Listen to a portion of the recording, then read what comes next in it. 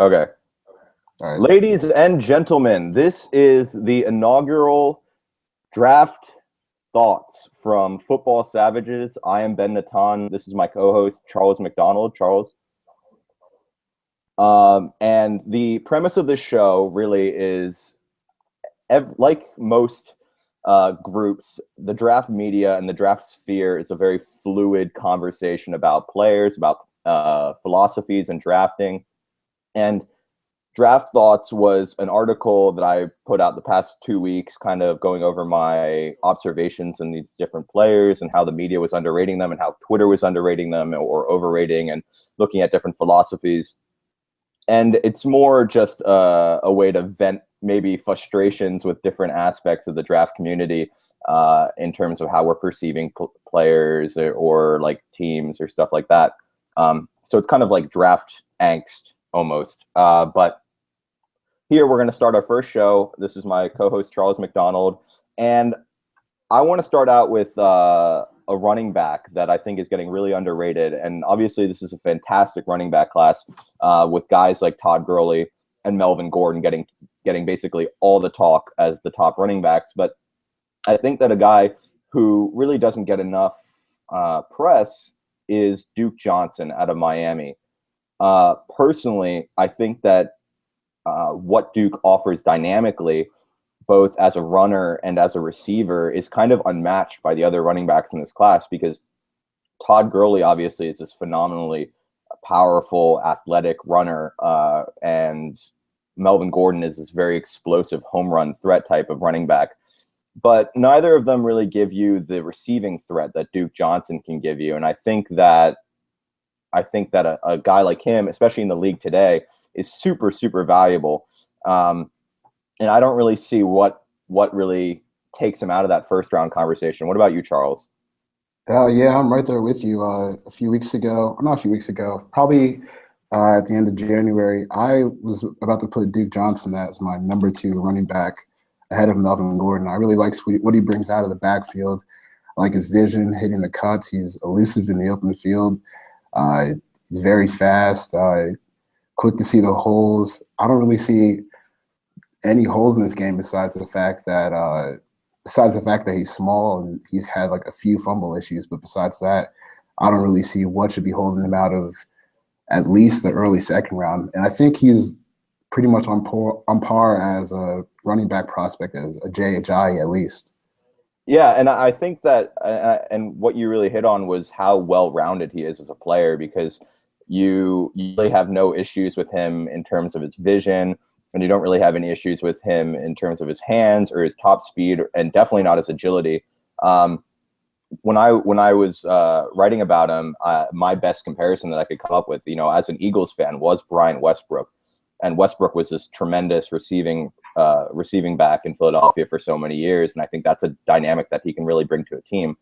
So I think he's being really undervalued, because you're talking about guys like Melvin Gordon and Todd Gurley, both getting talked about as potential top 15 picks. And I love both of those backs, and both in a vacuum they're in the top 15 talent, but we don't really know how the NFL is going to value them because they're running backs. But I definitely think that Duke Johnson should be in that conversation. Now, regarding his size, I don't view that as being such an issue because he runs very big. I think that you see a lot of running backs, not necessarily in this class, but in general, run very small despite being, having larger frames. I think a guy we can really touch on is like Tevin Coleman, is a much bigger built, like well-built back, but doesn't really play large, But Duke is he's gonna run through every play. His legs really never stop, which is like such a great trait for running backs.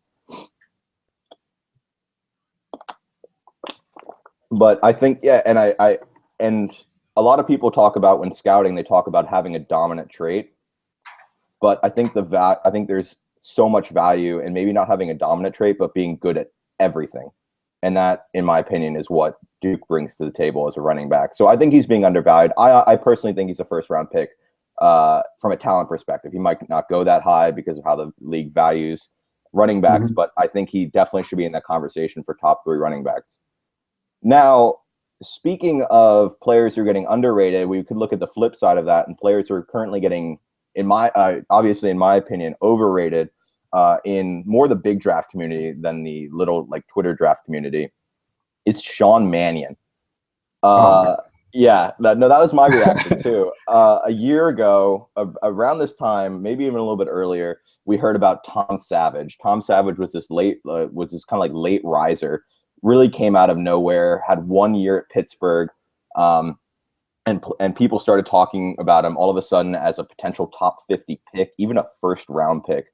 And he sucked. I mean, I don't want to mince words or anything. He was a bad quarterback prospect. He had poor pocket presence, poor accuracy, poor decision making. Basically, you have the draft media saying, here we have a tall quarterback who is white and has a strong arm, and thus we must hype him.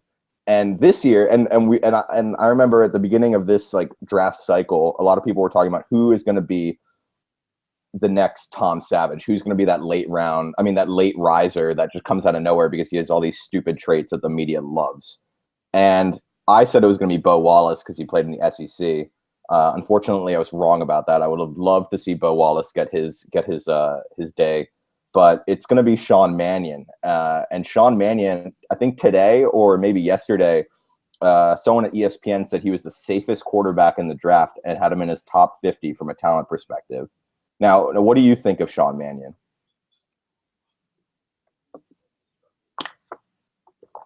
I think Sean Mannion Mannion's terrible. Like he actually has a group of stans on Twitter, which is really weird, who will say that the reason he was so much worse in 2014 and 2013 was the fact that he lost Brandon Cooks. But he was bad in 2013 too. He shows like no pocket awareness, like awful footwork, terrible vision, terrible accuracy. I had the misfortune of writing a scouting report for him for NFL Mocks. My eyes were like bleeding halfway through watching this tape. I don't really see what he has to offer to an NFL team besides the fact that he's got decent arm strength and he's tall. That's about it. But I don't really see why you would take him before the 7th round. And for some people to say that he's a top 50 player in this draft just boggles my mind. I can name about 300 players I would take before Sean Mannion in the draft.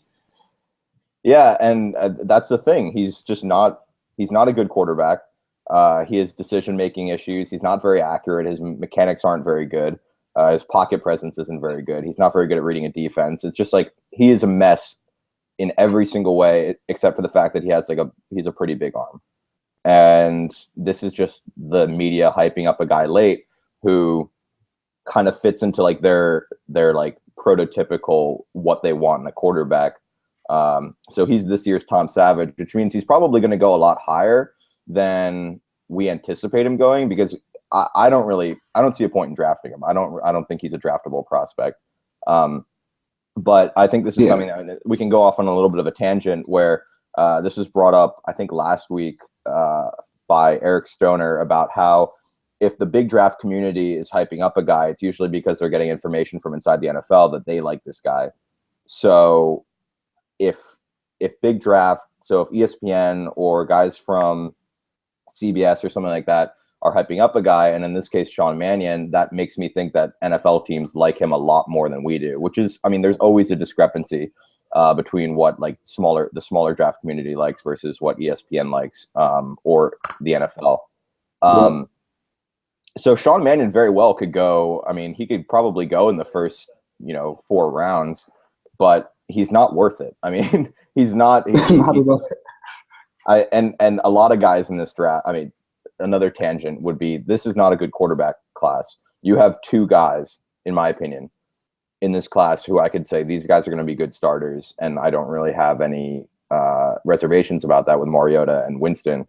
And then after that, it's kind of a guessing game. So it just, in part, it's the media trying to put more quarterbacks in because a quarterback is such a polarizing position, and obviously there's so much hype revolving, late round quarterbacks and quarterbacks in general, and also because they just need to pump up a quarterback just because they always do, and it's usually a bad quarterback. But Mannion is bad, and if he goes to a team in the first 4 rounds, and it'll probably be the Browns, but it'll be hilarious, and as long as it's not my team. So moving on, staying in the Pac-12, but moving on. There's a player that we've talked about, you and I, who we disagree. There's a pretty large disagreement between us on Shaq Thompson, who, for if you don't know, is the linebacker Yes. from Washington. Now, the conversation in the draft sphere is, what is Shaq Thompson? Now, people think that because he's a smaller, more athletic linebacker and a former safety, that he belongs at safety in the NFL. Speaking to that specifically, I think that he's a linebacker in the NFL because you're fully taking advantage of the speed advantage that he brings to the linebacker position, and you're mitigating his strengths by taking him farther away from the line of scrimmage, in my opinion. If he's a safety in the NFL, he's just going to end up being like an average type of strong safety because he's not going to be able to cover the center field.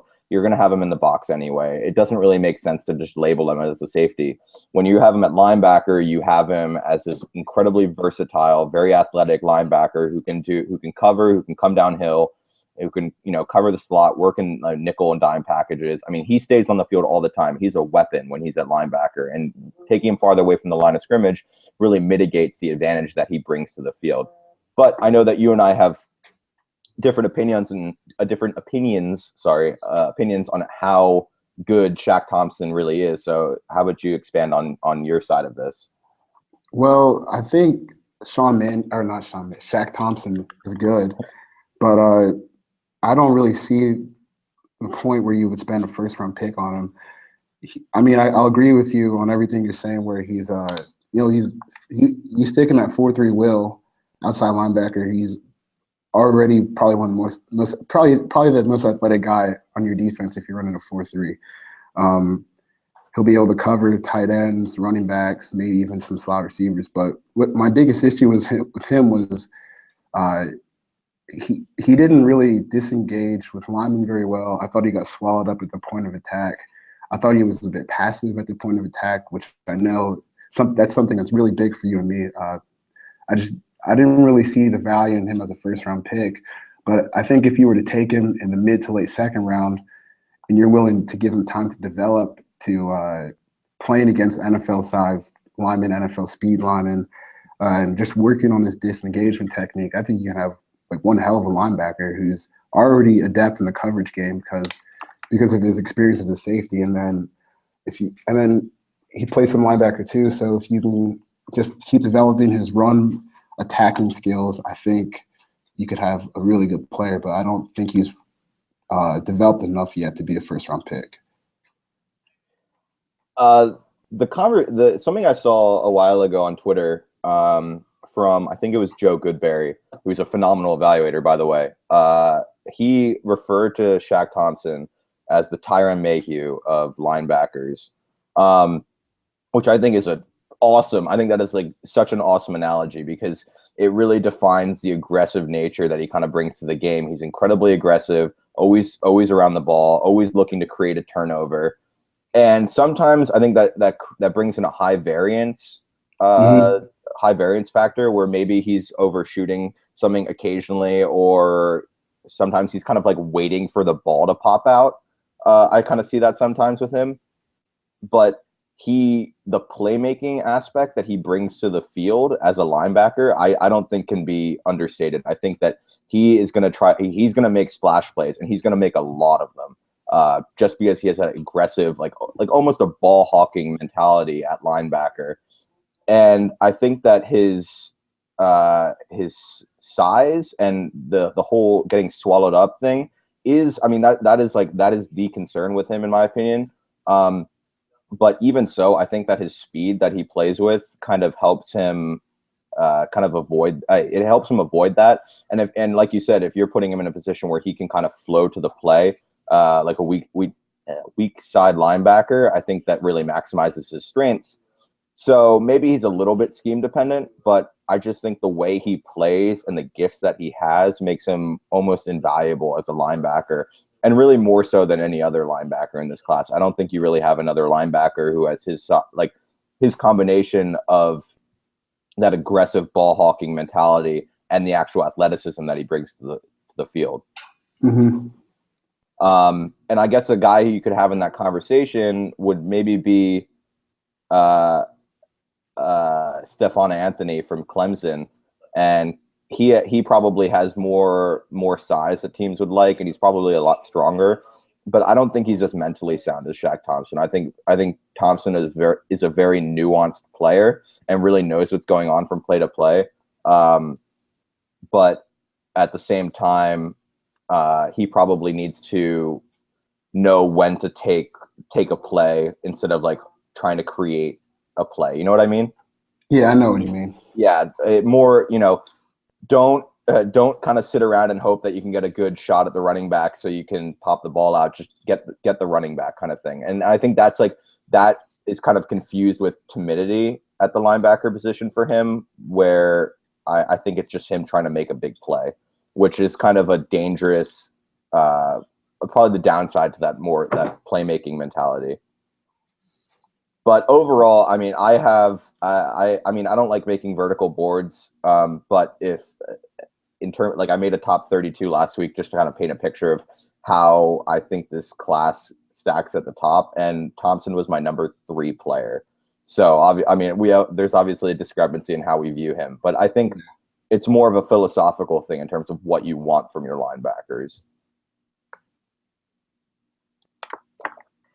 Moving on, staying with defense, I think that a player is getting hype right now, and it makes sense to me why he's getting hype, but it doesn't. I don't actually know like where the team, like where NFL teams are actually going to go with this, and that's Mario Edwards. Mario Edwards is the FSU defensive lineman, and he was playing during this season at over 300 pounds at defensive end. And really, I mean, coming into the season, he had a lot of first-round hype. I bought into his first-round hype because he had a very good game in the national championship against Greg Robinson, who obviously went number 2 overall last year. And you coming into the season, it was like he's an athletic, versatile defensive lineman, and you can play him all over the formation, and he's going to be disruptive, and he can stop the run, yada, yada, yada, yada. And then over the course of the season, he was incredibly underwhelming. And he was out of shape, and he looked slow, and he didn't really make an impact stopping the run or rushing the passer. And his versatility really meant nothing because he really wasn't making an impact wherever he got lined up. So it was like, what is he? Like, what are we looking at him as? And then he comes into the combine 30 pounds lighter than 30 pounds lighter. Justice? Hey, what's up? Hi, Justice. We're going to keep on talking.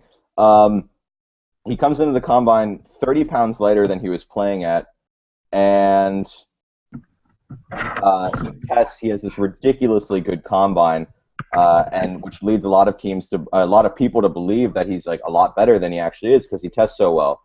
But it's hard to project him at this point because you're projecting a player who is 30 pounds, a 30-pound difference than what he was in college, and you really have no idea what to do with him on an NFL team because you don't really know if he can play on the edge.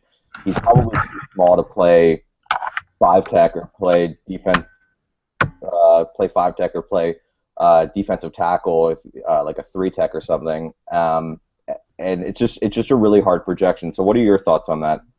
I mean, what's he down to? 272 now? I think so. So, I mean, at that point, all he really is at this point is a strong side defensive end that you will probably want to take off the field in obvious passing situations. And my question would be if that's the value you're putting on him, I would rather take Preston Smith in the first round than Mario Edwards just because I think Preston Smith's the better player. But you look back at his combine results, and they weren't like overly impressive for defensive ends. His 10-yard split wasn't that good. His 40-yard dash wasn't good. His 3-cone wasn't that good. But I guess you can take him and stop the run. I don't really know how much value that holds in round 1, but in late round 2 or early round 3, maybe you take a chance on him just because you've seen flashes of what he can do in the past, but I don't really know. Yeah, and that's my opinion on him as well, is where you kind of see what he is able to do, but you've never really been able to see him do it consistently. But I saw something the other day about Minnesota possibly spending a first round pick on him, and how teams are viewing him as a first round pick. And like you said, that makes no sense. And teams are probably hoping that he can, play strong side defensive end, kick inside on passing down, stuff like that, which is exactly what Preston Smith does and does at a much higher level. And we know that Preston Smith can actually execute. So it doesn't really make sense to spend that top pick on Mario Edwards. Right. But some people are supporting it, saying that they want to get behind his athleticism and they want to get behind his flashes in the first round. But like I said, that doesn't really make sense given the talent that you have at the edge class, where you probably have 5 or 6 guys who athletically and from a tape perspective are going to be offering a lot more than him. Right. I would even take Trey Flowers before I took Mario Edwards. Definitely Preston Smith and probably Trey Flowers too, because I've seen Trey Flowers be more consistent, especially against the run game on game tape, than Mario Edwards. And Mario Edwards got dominated by DJ Humphries, which is never a good look in my opinion. So I don't know where that leaves him. Yeah. So moving on a little bit, let's talk about late rounders, or at least maybe a late or 1 or 2 late rounders that you have really come to like during this process, or I mean, guys that you think are going to go later but are going to bring a lot of value to their team. Well, Chandler, he pointed out to me Terry Williams from ECU, and I turned on the what was it, UCF tape, and I just fell in love immediately. I mean, this is like a 350-pound guy. He's got the athleticism to move laterally side to side. He's explosive off the snap. He's got a nice array of pass rush moves for a nose tackle. I saw him hit a swim move. But the problem is that he's got late first, early second round talent, but I think I like looked it up. He had at least 4 suspensions from the ECU football program, and he's been struggling with his weight and conditioning issues, which makes sense since he got to use ECU as a linebacker, and he gained over 100 pounds at ECU. So I guess the weight and conditioning concerns make sense, but this is a really talented guy that's going to fall to the late portion of the draft because of off-the-field incidents. Yeah, and I actually read your write-up on him, and he does look incredibly intriguing. And for a draft where people are talking about Danny Shelton and Malcolm Brown as potential, top 20 picks, being able to find a dynamic nose tackle in the later rounds is going to be hugely important to teams that don't want to spend a premium pick on a nose tackle. For me, a guy that I really ended up liking as a later round guy is Clayton Gaithers out of UCF, who's a safety. Really, really big bodied. I think 6'2", 215 pounds, something like that. And really brings a lot to the table as a in-the-box type of player. Can't really cover deep, but offers a lot underneath and does a lot to stop the run. And he can really contribute as like a big nickel and can play a little bit. And he might be a potential candidate to move to linebacker in sub packages. But I think he really offers a lot to teams in the later rounds, because when you're talking about this draft and talking about the safeties, where it's kind of a weak group compared to where it's been recently, and people talking about Landon Collins as a potential top 25 pick or a first round pick, dynamically, Gaithers isn't really going to give you anything differently than Collins is. It's just a matter of polish that they have to their respective games. So that's a guy I'm really intrigued with in the later rounds. Hey, Justice, do you want to give us a late rounder that you like? Other than Brandon Bridge? Yeah, what sure. What are we talking about, defensive lineman? Any position you want, Justice. Brandon Bridge, Air Canada, my boy. Um, he's really good. I mean, he was a guy who stood out to me his freshman year when he was at Alcorn State and played against Mississippi State. Just like absolutely was just splitting safeties with the speed and shit. Um, should probably not cuss on this. But I mean, he's just like crazy talented, just as far as a pure tools perspective. He was going to go to Kansas coming out of Canada in high school. But I believe Gil Turner ended up taking a different job, and the scholarship didn't end up transferring. So he had to go down to Alcorn State. Then he had some sort of falling out after an injury his sophomore year at Alcorn State. Transferred to South Alabama, but they already like had their guy. So it wasn't until his senior year that he really got a shot. And then when he did, I believe Tony Pauline reported that they had more drops. South Alabama's receiver had more drops than anyone else in the nation. So it's like Brandon Bridge has been hindered on like every stop that he's had. But you think where do you think he's going to go though? Oh man, it's really hard to tell. I mean, in this class, I have no idea. It could be as high as like the 4th round, but I wouldn't be surprised if he didn't come off the board until like the 6th.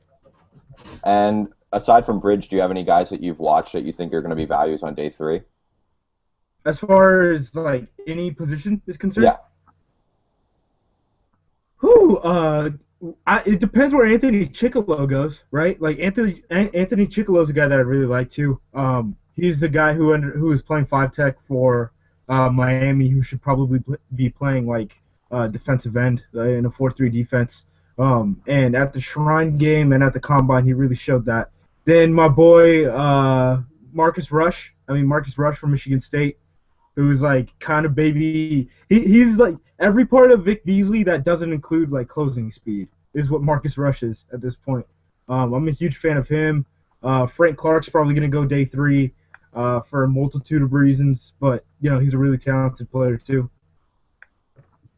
Yeah, and staying with Chickalo, I saw the other day, I think at the Miami Pro Day, he showed up and he was like 20 pounds lighter. He's like in really, really good shape. Yeah. So I think he's getting into that defensive end, that 4-3 defensive end body that really matches up his athleticism. So he's a very intriguing prospect. I actually have no idea where he's going to go because I think he has the athleticism and he has tape that kind of warrants maybe a day 2 selection, but who knows? So moving on, I think that a big conversation that's kind of been spinning around with apparently it's basically confirmed at this point that the Bucks are going to be taking Jameis Winston with the 1st overall pick. Whoa, hold up! Jaws said that they're taking Mariota. Oh my God! What are you talking about? Yeah, Jaws also said that the Eagles were not trading Nick Foles the day that the Eagles traded Nick Foles. So we don't listen to Jaws. He's gotta hear both sides. Yeah, I guess so. But Albright said that Winston is going to be going 1st overall. It's basically a done deal at this point. And so the conversation comes into play about the number 2 pick and what's going to happen there. Tennessee apparently is sold on Zach Mettenberger for whatever reason, and they're trying to potentially get Phillip Rivers from San Diego in exchange for that number 2 pick, and I guess that San Diego would be spending that pick on Marcus Mariota. Now, looking at that from both sides, it's strange for the Chargers because Phillip Rivers is an established top 10 quarterback. The past 2 years, he's been playing like a top 5 quarterback for the most part.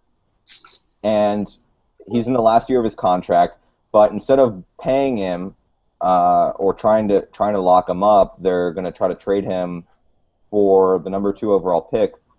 And even as a big Mariota, supporter, a big Mariota fan, even I question that because I mean, you have a top 10 quarterback who can win you games, and you're going to trade him away for an unknown commodity. That's just a weird thing from my point of view. But from Tennessee's point of view, it completely makes sense because Whisenhunt is a terrible coach, and Whisenhunt has only ever done. I mean, he's an awful coach. The god. Yeah, exactly. And he's only ever succeeded with like top quarterbacks. I mean, he had Rivers when he was in San Diego, he had Kurt Warner, and he had Ben Roethlisberger over the course of his career, and he was able to succeed with them to a certain extent. But like at the same time, I mean, he couldn't develop a quarterback worth anything. So putting it like they have no need for Marcus Mariota because they're going to ruin Marcus Mariota basically. So this trade makes a lot of sense for Tennessee because Wisenhunt's going to just try to save his job because new ownership's coming in and he wants to prove to them that he's a decent coach, which he's not. But Philip Rivers really gives the coaching staff the best chance to kind of stay in there for 2 or 3 more years. Now, Mike McCoy, the San Diego Chargers head coach, is a good coach and a good offensive coordinator, and obviously he was able to make an offense around. I mean, he had a successful offense built around Philip Rivers. He had a successful offense with Peyton Manning, but what people don't really talk about is the fact that he had a top 10 offense statistically with Tim Tebow at quarterback. And he was able to design an offense around Tim Tebow, and they ended up having one of the the top rushing offense in 2011. So I think that Mariota would be, he'd be well suited to come into San Diego, and McCoy would be able to develop an offense around Marcus Mariota. But it's still a bit of a head scratcher because I would take the established quarterback over the rookie just because of what you're getting with Philip Rivers. But what do you guys think? Of course it makes more sense for the Titans to go with Rivers and Mariota. Rivers is 34. He's still got probably 3-4 good years left, maybe. I think the only question that comes down to it is how much would it take to get him. There's some that say that Rivers for number 2 swap would be enough, but I don't think that is. I think if you throw in Rivers, the 17th pick, that should be enough to get you to 2 to take Marcus Mariota. But I don't really understand why the Chargers need to do this. I get Rivers doesn't want to move to LA, and that's the direction the team seems to be headed in. But why would Rivers want to go from Mike McCoy to Ken Wisenhunt? I know he's coached with Wisenhunt before, Wisenhunt's coached him before, and the fit makes sense, but I don't know. It just seems puzzling from both sides. I don't really know. Well, if Philip Rivers doesn't want to be there, there's really nothing that the team can really do. But it's not entirely his decision where he ends up going. So if the team really sees him as a trade chip. Kind of, right? He's on the last year of his deal. That's true. If he wants to X out something, it costs so much to raise kids in Los Angeles, man. He's got 18 of them running around. He's gonna be able to make his own little Pee Wee squad in Snoop's league. That's probably. But he's gonna get, theoretically, if he gets extended, he's gonna get $100 million deal, right? Oh yeah. Yeah, definitely. So I don't think we should really bring up money as being the big issue here. And especially if it's hey, stay with the Chargers or go to Tennessee and be with Ken Wisenhunt. It's now I think that Wiz could probably end up pulling out 10 wins in that division if he actually had a quarterback. But I just don't. It doesn't really make sense for the Chargers. But if Philip Rivers doesn't want to be there, he doesn't want to be there. Two things I wanted to say is San Diego really wants to be or I guess I should say the Chargers since they're potentially moving. They kind of want to be the poly team, right? They had Seau. They went out of their way to make it a big deal that they took Te'o and things like that. So Mariota makes sense, especially when Mariota starts crying in his Heisman speech, talking about how he's kind of motivated as being he wants to show Islanders that they can be more than just linemen and linebackers, that they can play skill positions and things like that. And then what was the second thing that I wanted to say? Oh, about Wisenhunt being able to pull out 10 wins. Who's the third best Colt right now? Because that's who your competition is to win the division every year. The AFC South is basically Andrew Luck, J.J. Watt, and then a bunch of guys, really. Yeah. So and that's the thing. It's an easily winnable division. But the thing is, like, Wisenhunt's a terrible coach, and he's going to need an elite quarterback if he wants to have a chance winning any kind of games. This is the other thing is Wizenhunt's kind of living off of a season where he went to the Super Bowl as like a 5 or 6 seed with the Cardinals, and this was only after the Cardinals had played the Packers in back-to-back weeks into the wild card game, and they played them in overtime and got a sack fumble touchdown that should have been called as a face mask, and that's what propelled them into their Super Bowl run. And if it wasn't for that, I mean, where would we be at with Ken Wisenhunt right now? I mean, like I said, he's 3-25. That's like impossible to do. He's winning like 10% of his games at this point. Yeah, I don't really think there's anyone who would call Ken Wisenhunt a good coach besides maybe Ken Wisenhunt. So, I mean, he needs basically he needs Phillip Rivers. He needs this top quarterback if he wants to have a chance of maintaining his job, honestly, because if he sticks with Mettenberger, and I don't even think Mettenberger is that bad of a quarterback, but if he sticks with Mettenberger, they're probably going to win 4 games, maybe 5 games at the most next year. So, it makes sense for Tennessee, and I guess it makes sense for San Diego if Phillip Rivers is adamant on not staying with the team, which is that's just kind of like a weird thing for me to comprehend. But if that's the case, that's the case. Yeah, and if they're moving to LA, which it seems like they're going to do, and he's going to leave regardless, you might as well try and get something for him instead of just letting him walk in free agency, you know? Instead of getting the 3rd round compensatory pick. Yeah. Yeah. Yeah, and that's going to be interesting to see that whole thing play out, because I think there's a lot of contention for that number 2 pick for people who want Mariota, because you have teams like Cleveland and teams like Chicago and Philadelphia that are potentially in play for that pick because of Mariota. But it's going to be interesting to see if Tennessee wants to go and take 2 first-round picks from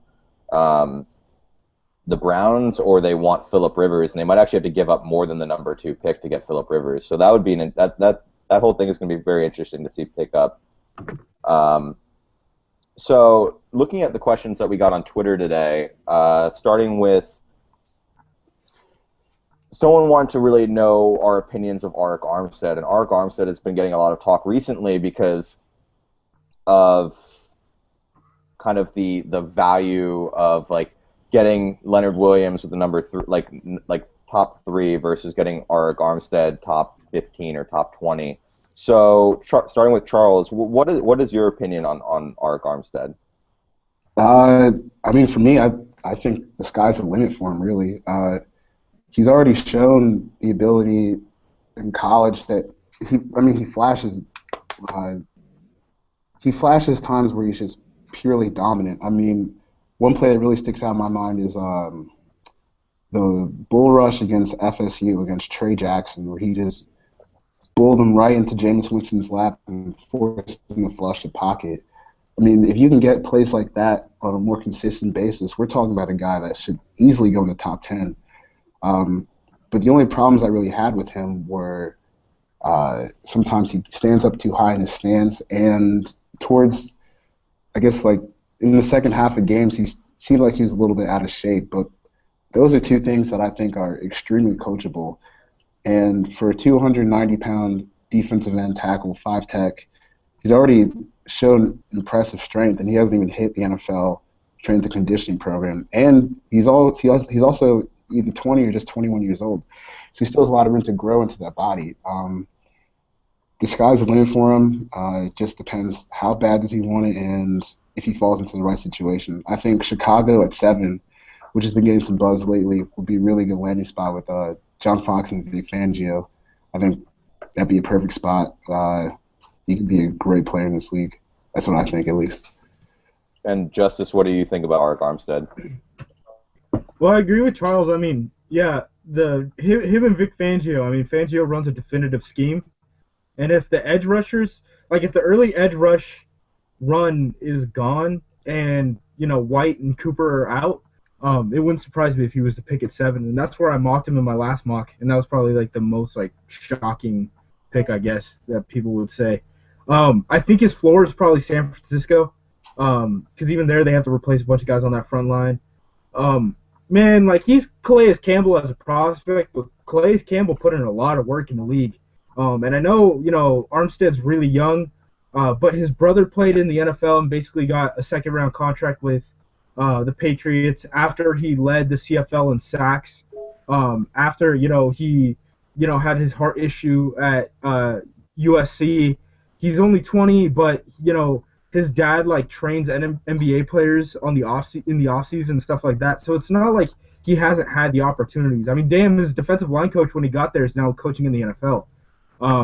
So he's young, he's talented, he's raw, but he's had the opportunities. I kind of feel like people are kind of overrating him a little bit because Calais Campbell did hit. You know what I mean?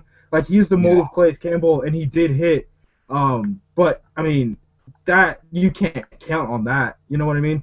So I see Armstead. I don't love this defensive line class, at least the guys at the top, like other people do. Like I seem to be lower on Leonard Williams and Armstead and a lot lower on Danny Shelton. And I end up being higher on guys like Grady Jarrett and Michael Bennett, just those little three techniques and stuff. So yeah, that's pretty much my take on him. If Armstead would have played tackle, maybe Oregon would have won a national championship, damn it. And going off what Charles was saying about Armstead, he does. I mean, he is a 6'8", 290-pound defensive end, and he is incredibly powerful and is a very impactful run defender. But I think that his pass rushing ability, at least right now, is very overstated because of his issues that he has with leverage. So you're not going to really get a lot of dominant pass rush from him on a consistent basis, and it's more like it's like spurts of pass rush. And I really question how much value there is in that very high in the draft. And I mean, I really liked him a year ago, and I was saying that he was this very good top 40 type defensive end prospect, and now he's getting that top 15 hype, and it's a little bit I question the value of that because I don't really see a dominant pass rusher with him. But no, this is Oregon that rushed 3 and dropped 8 every single play and played a super conservative cover 2. Like if he wanted to be a pass rushing 3-4 defensive end, then he could have. I mean, we saw DeForest Buckner limit surface area and explode and things like that, where Armstead just kind of was like, I'm long, and if I don't I'm gonna push you all the way back, or I'm gonna be kind of stuck on this block. Yeah, and it doesn't really. I mean, I think he's a very valuable player when you look at like what he can do now and his upside. But I think that upside is a lot harder to attain than a lot of people are making it seem, and he's a lot farther away from it than people are really talking about. So if a team wants to take him top 10, be my guest, but I personally wouldn't do it. But if people want to continue mocking him to Philadelphia at 20 because he went to Oregon, that's also fine too, even though that makes no sense either. But for people who really want to know, so our general consensus, Charles, you think he's a top 10 pick. I think he's top 10 pick, top 20 player. Okay, and I think he's more mid. Take. He's gonna be. I think he's a mid-second round type player in terms of actual talent, and then I think he's probably gonna end up going top 15 because Planet Theory and whatnot. So we got a question about Bill Musgrave. Bill Musgrave, the Oakland offensive coordinator, and talking about what wide receiver fits into his offense post Chip Kelly. That was basically the question. Now, this whole thing's really funny to me because when Bill Lazor got hired in Miami last year, everyone was talking about he's going to be like Chip Kelly. He's going to be Chip Kelly. He's going to bring the Chip Kelly offense to Miami, and they're going to be basically the same thing as the Eagles were in 2013. And Lazor brought more spread elements into his offense, but the offense itself wasn't really what people were expecting it to be. So I think people really overrate the actual Chip Kelly influence that he has on offensive coordinator, so I don't know if it's going to be so different with Musgrave. But we'll see. And I mean, just in general, Oakland could use wide receiver help regardless of fit. And they just signed Michael Crabtree yesterday. And I think that maybe to pair with Crabtree, you want more of a home run type of wide receiver. And I think that if they want to go with a guy like Philip Dorsett in the second round, I think that would be ideal for him. Justice, what about you? What do you think? Well, I'm thinking about them picking at number. What are they picking 4? I mean, if they're picking at 4, if Leonard Williams goes 2 or goes 3, and Marcus Mariota goes 2, they're kind of sitting in a spot where it's like, do you want a receiver or do you want Fowler? And I wouldn't be surprised if they took Amari Cooper in that situation at all. Like he's still safe enough, but he has enough of that home that he kind of like fit perfectly in that system. I mean, when you look at what Musgrave had in Minnesota, I mean, he had Percy, and Percy is himself. But other than that, I mean, this is very conservative receivers and stuff. So, I mean, I could see a guy like Dorsett, I could see a guy like Devin Smith, but even then, I mean, when Carr was throwing deep passes at Fresno State, I mean, they weren't to small guys. I mean, it was to Devontae Adams. He was throwing those giant fades, not just running those streaks. So I'd be more looking toward, a bigger body type guy, or someone like pretty conservative with a high floor like Amari Cooper. Yeah, and I think from a dynamic perspective, I think Michael Crabtree is going to be able to bring that like Devontae Adams type of player to back into Carr's repertoire for what he's going to be able to use the wide receivers, because last year he was throwing to James Jones and then some other guys basically. Oh man, dude, you looked into that box score and it'd be like 4-yard pass, 4-yard pass, 4-yard pass, and it'd be like 25-yarder from James Jones. Yeah. And it's just 4-yard pass. Yeah. Yeah, and I honestly any wide receiver would be an upgrade in Oakland, but I think in terms of fit, I think you could really help. I mean, obviously Amari Cooper in the top 5 would be a huge boost to their team, but I know that there was some talk that they really don't want to make that pick. They don't want to make a wide receiver pick in the top 5 if they don't have to. So going off that, we also got another Oakland question, kind of like forming what their first 3 rounds of their draft is going to be. In an ideal situation, probably let's say that the draft plays out where Jameis Winston goes at 1, Marcus Mariota goes to 2, number 3, Jacksonville takes Leonard Williams because that's apparently the wave. So they or Fowler, that's true. So if Jacksonville takes Dante Fowler, you take Leonard Williams if you're Oakland, right? I mean, in terms of what they don't have a 3 technique. They have to take a 3 technique at some point in this draft class. So would you rather get Leonard at 1 or at their first round pick and then get a guy like Philip Dorsett or maybe Devin Smith with their second round pick, or take Amari Cooper and then get Grady Jarrett or Michael Bennett with their second round pick? And that's kind of the value game that you have to play in the draft. In my opinion, I know you're lower on Leonard Williams, Justice, but yeah. I think that Leonard Williams is a blue chip type of prospect, and he's going to be able to play 5 tech, or he's going to be able to play 3 tech for the Raiders. So you really got to make that pick at 4 and hope that a guy like Philip Dorsett's going to be there for you in round 2. What about you, Charles? I mean, I think if they have a chance to get Leonard Williams or Vic Beasley, how could you pass it up in favor of like Amari Cooper, Kevin White? Yeah. I mean, Kevin White and Amari Cooper, they're great prospects in their own right, but if you can draft a blue chip defensive player, pair that person with Khalil Mack, I mean, that's 2 potentially elite defensive players that are going to be on the rookie contracts for the next few years. And then you can draft maybe even the Nelson Aguilar falls to the second round. If you can pick him up at 35, that'd be a great pick. Dorsett, Devin Smith, even Brashad Perryman.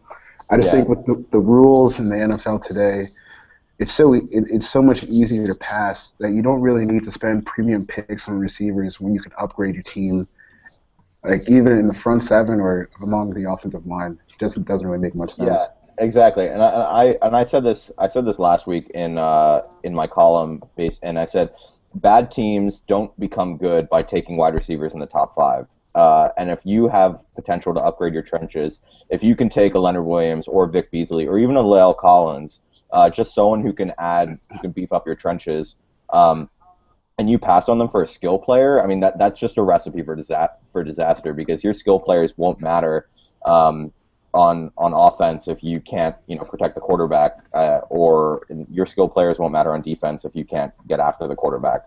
Um, Always go with trench players if you can get them. That should be stressed to every single NFL team. So personally, I would go with get Leonard Williams at 4, and then this wide receiver class, like every wide receiver class, is stacked. So you would go Aguilar or Dorsett or Smith.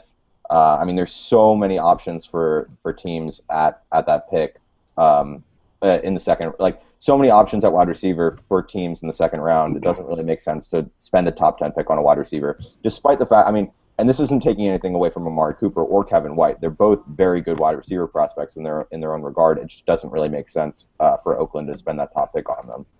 So let's say they take Leonard Williams at their first round pick, and they take Philip Dorsett with their second round pick. Where do you think they go in the third round? I mean, they can really go anywhere. Maybe shoot. If they could pick up maybe Ali Marpet for a guard, maybe he would be a good fit. He's been gaining some steam lately. We just got a question about him too. We'll get to that after this. Okay. Another corner to pair with DJ Hayden, that makes sense. I mean, Oakland, they've got their quarterback, but there's still so many holes on this team that they can really go in any direction in the later stages of the draft, and it would make sense. I don't really know I don't really have a particular player in mind, but I don't know. Yeah, and I think that I think the good thing about projecting teams like Oakland, and the case for Oakland is this draft doesn't have a ton of top tier talent like last year's draft did, but there's a ton of day 2 talent at wide receiver, at running. I mean, all over the skill positions. So, and they need to upgrade their skill positions as well. So I think that'd be a good chance for them to maybe add a running back to the mix, add a guy like maybe Duke Johnson falls to the third round, or getting a guy like Jay Ajayi or David Cobb. I mean, there's tons of running backs that they can get in the third round because right now they have Latavius Murray, who's a very good running back, but we're not sure where he's going to fit in with the new coaching staff. And then they have Trent Richardson. Yeah, so you probably want to add another running back, maybe even add another wide receiver in the third round, double dip on day 2 for wide receivers. So I think that maybe it wouldn't be completely out of the realm of possibility if they went Leonard Williams, Philip Dorsett, and then got Jay Ajayi in the third round. What about you, Justice? What do you think? All right. About them, I mean, I think their personal dream scenario, even though I'm not a big fan of Leonard Williams, is probably something like Dante Fowler goes 3, Leonard Williams slips to 4. They take Leonard Williams, then they get Preston Smith, then they somehow pick up an offensive skill player in the third round, being either a running back or a receiver. So do you think that Preston Smith is going to fall to the second round? I have no idea. That's one guy that I have no clue for. I don't think he was listed on the combine invites or anything like that. Which, like, Lake and Tomlinson, shouts to your agent. Give me his number. Try to finesse this. I might be able to finesse this Bleacher Report job to, like, President of the United States if Lake and Tomlinson is going to get drafted in the first round. Shout to that agent. Well, that's a terrifying thought. Okay, so moving on, we got another question about late round quarterbacks, and obviously people like to talk about late round quarterbacks, especially in a class where there's really only 2 top tier quarterbacks. Now, Justice already brought up Brandon Bridge as a guy that you would take in the later rounds and kind of hope to develop because he has this size and this big arm and this athleticism. But Charles, are there any other later round quarterbacks that you want to talk about as potential developmental guys? I I mean, the only one that really comes to mind is probably Chris Bonner from Colorado State, Pueblo. I had a chance to interview him back in February. He's a cool guy. He's like 6'7", 240, got a decent arm. So I mean, even right there, that he's got potential to play. But coming from D2 to the NFL is a pretty big jump. He could be a guy you can look out for in the late rounds. I mean, there are some people who have said he's the third best quarterback in this draft class. I probably wouldn't go that high, but I think saying that he's better than Sean Mannion is definitely not a stretch. So probably maybe the fifth quarterback behind Hundley and Grayson, or six behind Petty too. But he's a guy to look out for in the late rounds. He's got some potential. He can play. Yeah, and I think really anyone is better than Mannion, so that's not really not a long list of guys who are worse than him. But I think a guy, when you're looking at late round quarterbacks, you're like what you guys have touched on, you're really looking for guys who have standout traits. Bonner obviously has a very big arm, good size. Bridge has athleticism and a big arm and size. I'm going to talk about Brian Bennett a little bit, former Oregon backup, played at Southeastern Louisiana, who has, a tremendously strong arm. I think he threw his velocity at the combine was something like 60 miles an hour, so like really, really high, and tested very well as an athlete. And when you look at the film, he's very mobile, has a big arm, and doesn't really have a lot of polish elsewhere in his game. But if you're going to take a guy in the later rounds, you're looking for those standout traits, and I think he possesses enough in important areas with mobility and arm strength that you'd want to possibly add him in the 6th or 7th round. But like we said earlier, this class is really bad, and you really, I mean, if you're not going to take Mariota or Winston, you do really want to wait until the 6th or 7th round before you're spending a pick on a quarterback, because this group is not anything to brag about. We got the Ali Marpet question. Let me see if I can find it. Okay, I got a question. Is Ali Marpet worth a late round 1 or early day 2 pick? Here's the thing with the whole Marpet conversation. I'm not going to knock a guy for playing at a small school, but in terms of projecting where these guys are going to go, it would blow my mind if a Division III offensive lineman got picked in the top 50, because last year I don't think we had a non-FBS guy go until Jimmy Garoppolo went to the Patriots in the 2nd round. Yeah. And it'd be mind-blowing if a guy Brandon Cooks was drafted in the 1st round, right? What? He plays for an FCS. Brandon Cooks was drafted in the 1st round, right? He plays for an FCS school. Shouts to Beaver Juice.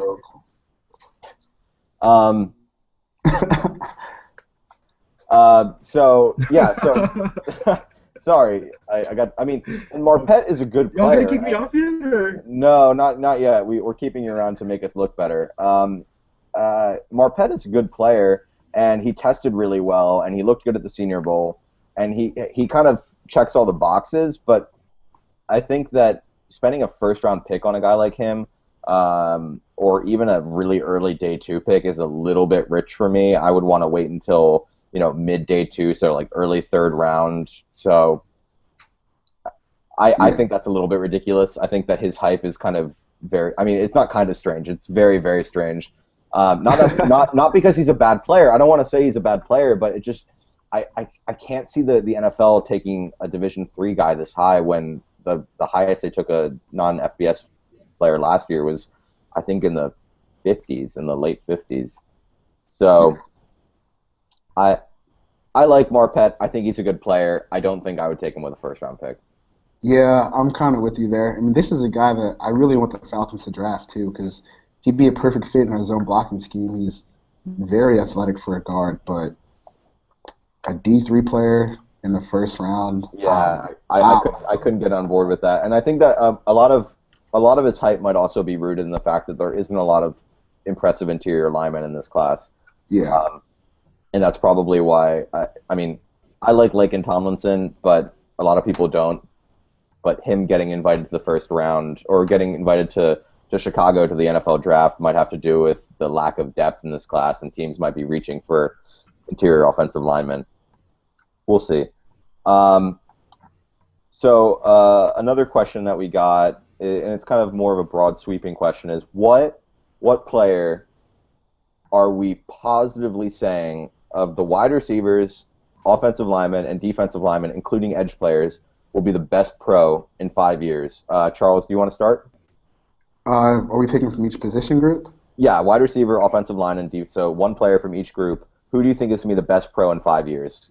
Just you had to bet your life on it. Bet my life on it. All right. Well, we could lower the stakes a little bit. somewhere in the range of life. All right. For offensive linemen, I'll probably go with Lyle Collins from LSU. He's my top tackle, and I don't know if he can. I don't know if he's a left tackle in the NFL, but he can for sure play right tackle, and he can be a dominant guard in my opinion. He's had position playing. He's had experience playing 4 positions across the offensive line his time at LSU. Played guard as a freshman. I think he could step in at guard right away and start. He's a nasty run blocker.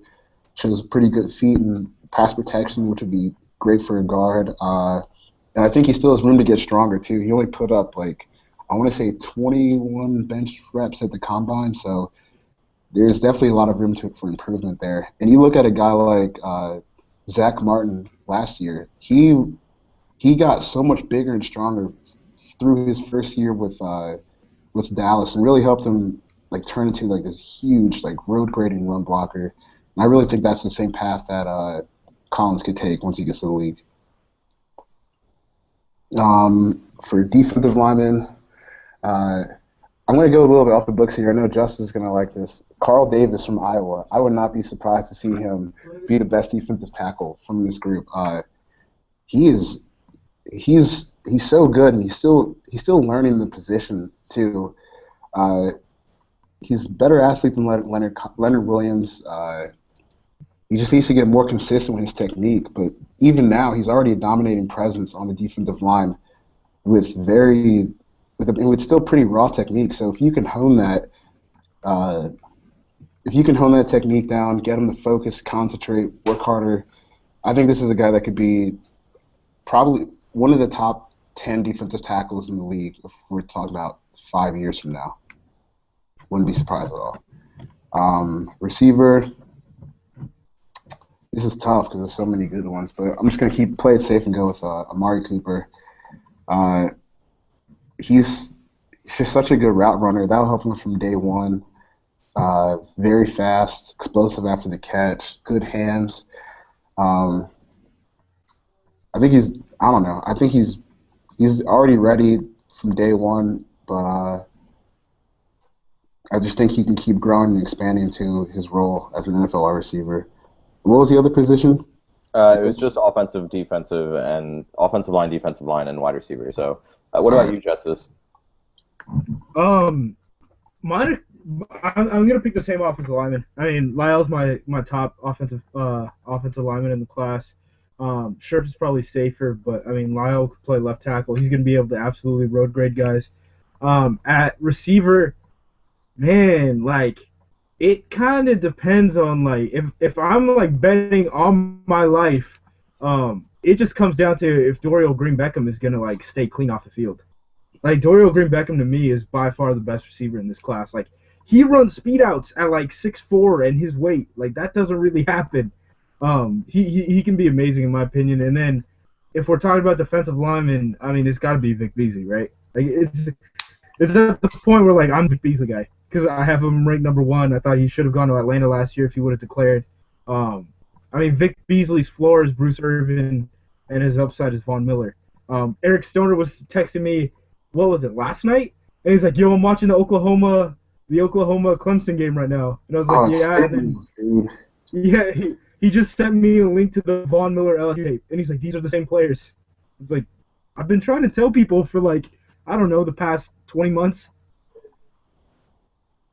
Yeah, and I agree with you on that. I think the whole thing with Green Beckham when you're projecting him over the next 5 years is how much you trust him off the field, because there's no doubt that he definitely has the tools to be a very good wide receiver, but in terms of projecting how good he can be, I mean, is he going to be able to stay in the NFL for that long? It's on my life, man. It's on my life. I mean, I don't know. I don't know. We're gonna live and die. I have no clue. For me, I would agree with you guys for offensive line. I think that La'el Collins is. I mean, he's gonna be very, very good. And the La'el Collins, when you watch his college tape, is even when he's messing up or he's not doing stuff correctly, he's still kind of kicking the ass of the guy playing across from him. I mean, he can like fall down and block, two guys in the process. So even at his like worst case scenario, I think he's going to still end up being a starting tackle in the league. I think he's going to be a lot better than that, and he has the potential to be a top 5 tackle in the league just based off of how powerful he is and his size. So I think that he's going to be the best pro from the offensive line group. Defensive lineman, I'm going to go with Justice. I'm going to say it's going to be Vic Beasley. He's my number 1 player. He has all the athletic tools. He has the size. He blew up the combine. His tape is incredible. He looks like, either Von Miller or DeMarcus Ware. I think people really overcomplicate Vic Beasley because, like, oh, he's small against the run. It's like, okay, he's a good run defender. He's not a great, he's not going to be like a Leonard Williams, like, dynamic in terms of run defending, but he can defend the run. And in terms of a pass rusher, he's probably the best. He's probably the second best pass rusher to come out in the last 2 years, just behind Clowney. So I think it's a really easy call. And for wide receivers, I think it's going to be Amari Cooper, because it's a perfect blend of like where he's at now from a polish perspective is incredibly advanced, and where he's at physically in terms of his athletic ability is incredibly advanced, and he's only 20 years old. That blows my mind how young he is and how advanced he is both physically and in terms of the nuance of the game. So I don't really see a scenario where he ends up being bad unless he just goes to an awful team that won't throw the ball to him ever, which doesn't make sense. I think even in the worst case scenario, he's going to catch 60 passes next season, and he's going to be a very, very, very good pro. So that actually wraps up the questions that we have for tonight and wraps up the show. We will be back next week. I don't know if Justice is going to be joining us again. This was a really nice treat to just kind of have him hop on. Oh, yeah. Thanks, Justice. Y'all dropped the link in the group chat and didn't expect me to click on it. What's up, man? I should have known better. I should have known better. But I hope that everyone enjoyed the show. We will be seeing you next week, and be sure to send questions in that we could talk about on the show at Draft Thots. That is THOTS. Yes, we know that your jokes are. We know, okay? It's funny. So be sure to send those questions in. It was great talking with you guys, and I'll see you next week.